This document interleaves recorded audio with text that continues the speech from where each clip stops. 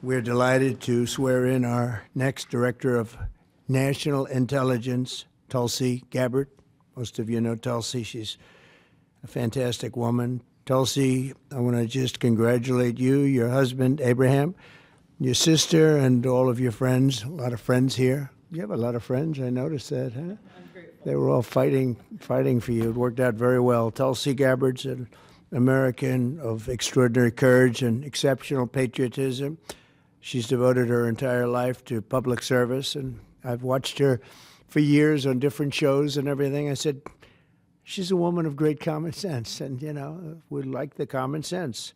It's a word that's being used a lot. I think we started it in terms of politics, but it's a word that's used a lot. It's usually pretty effective, too, and you really are. I've watched you even on Larry King. You're very young. I don't know how you were Larry King, but you're very young.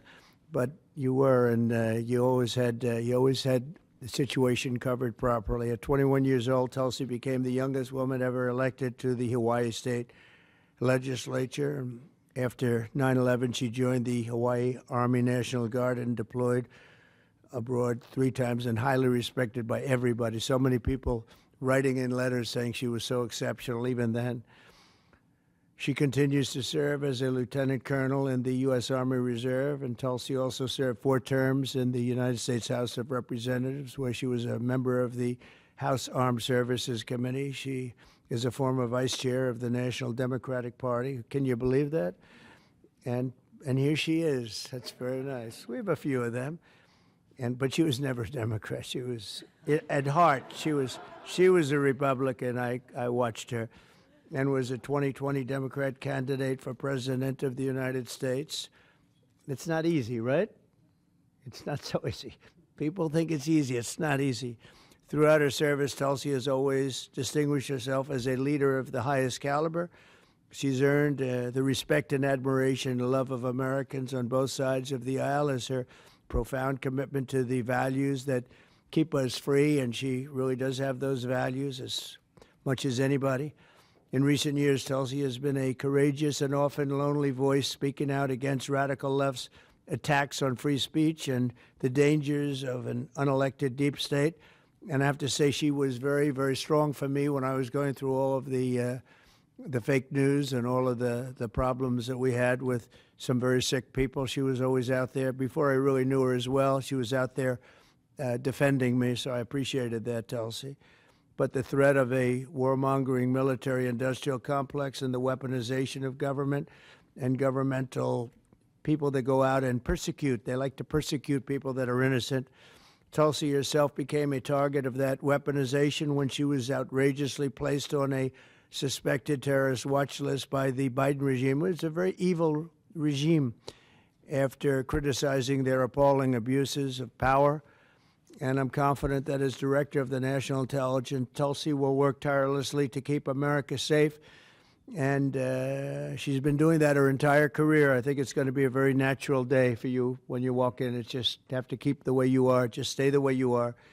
She'll be clear-eyed and she'll be focused on the threat of radical Islamic terrorism and lots of other threats, too, threats from within, and give no quarter to America's foreign enemies. At the same time, I'm entrusting Tulsi with the responsibility of overseeing urgently needed reforms to the U.S. intelligence community to protect the rights and the civil liberties of all Americans. She'll provide the American people with transparency, eliminate corruption, shrink the bloated bureaucracy, and restore honesty, integrity, and trust to the national security state. There's only one thing I can say, that there's nobody like her for this job. This was a very easy one for me. She was recommended by some of the top people in that world. It's a little world, It's a little smart world.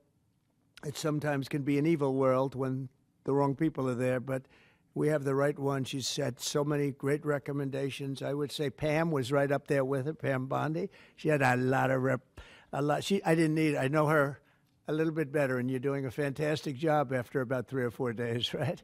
You've had a lot of experience, but you've never seen anything like this, Pam. But you're going to do fantastic as the Attorney General, fantastic.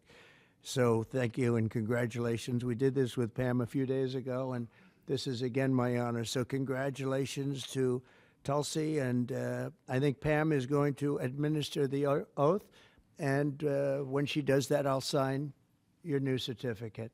Good. Thank you. Thank you very much, everybody.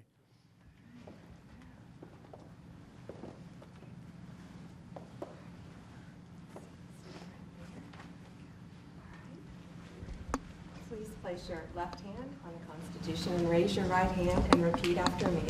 I do solemnly swear I, Tulsi Gabbard, do solemnly swear that I will support and defend the Constitution of the United States that I will support and defend the Constitution of the United States against all enemies, foreign and domestic, against all enemies, foreign and domestic, and that I will bear true faith and allegiance to the same, and that I will bear true faith and allegiance to the same. that I take this obligation freely I take this obligation freely, without any mental reservation without any mental reservation or purpose of evasion, or purpose of evasion, and that I will well and faithfully that I will well and faithfully discharge the duties of the office on which I am about to enter. discharge the duties of the office on which I'm about to enter. So help me God. So help me God. Congratulations.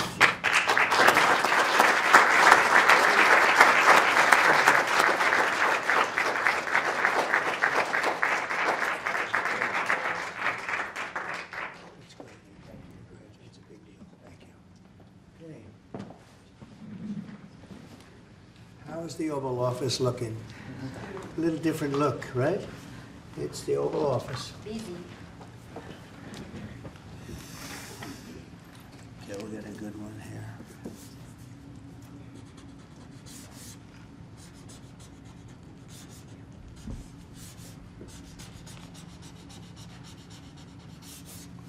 Okay, not bad. Ready? I'll stand up here. I think we'll do it right here. Come on over here, Abraham.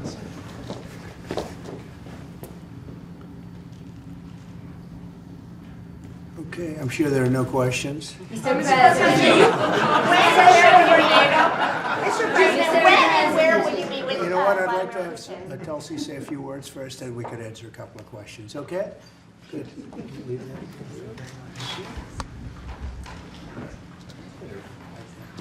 That's good.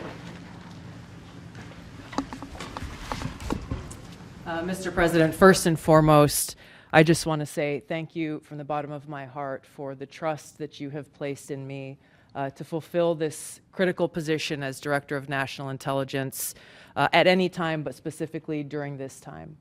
Unfortunately, the American people have very little trust in the intelligence community, largely because they've seen the weaponization and politicization of an entity that is supposed to be purely focused on ensuring our national security.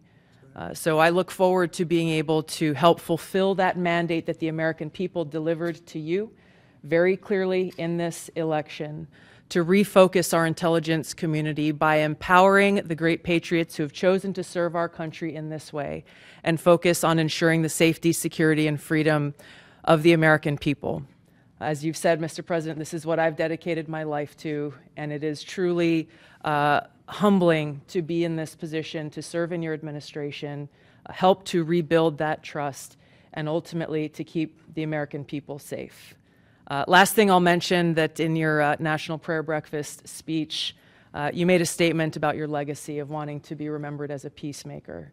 I know that I can speak for many of my fellow service members who are here today, veterans, Medal of Honor recipients, how deeply that resonates with us. For those who volunteer to put their lives on the line when duty calls, but to have a President and Commander-in-Chief who recognizes the cost of that sacrifice and ensuring that war is the last resort, not the first. So thank you for your leadership on behalf of my friends here and all who wear the uniform. We're grateful. Thank you. Congratulations. Thank you.